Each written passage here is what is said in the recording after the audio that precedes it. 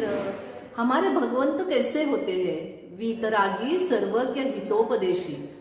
और मंदिर जी में जो प्रतिमाएं होती है वो कैसी होती है, उसका सुंदर वर्णन इस भजन में किया है। तो चलिए सुनते हैं। निरखो अंग अंग जिनवर के, जिनसे झलके शांति अपार। निरखो अंग अंग जिनवर के, जिनसे झलके शांति अपार। चरण कमल जिनवर कहे, घूमा सब संसार। परक्षण भंगुर जगत में, निज आत्म तत्व ही सार। याते पद्मासन विराजे, जिनसे झलके शांति अपार। निरखो अंग अंग जिनवर के, जिनसे झलके शांति अपार। अब हस्तयुगल देखिए। हस्तयुगल जिनवर कहे, पर का करता होय।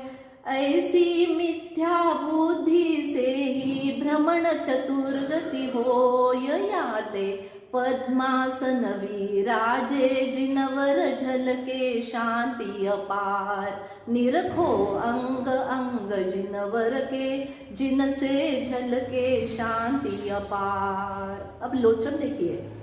लोचन द्वय जिनवर कहे, देखा सब संसार।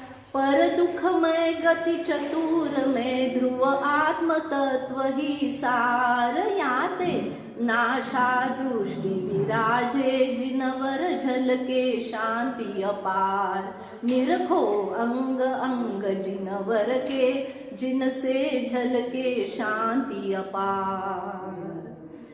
अंतर्मुख मुद्रा अहो, आत्म तत्व दर्शाय।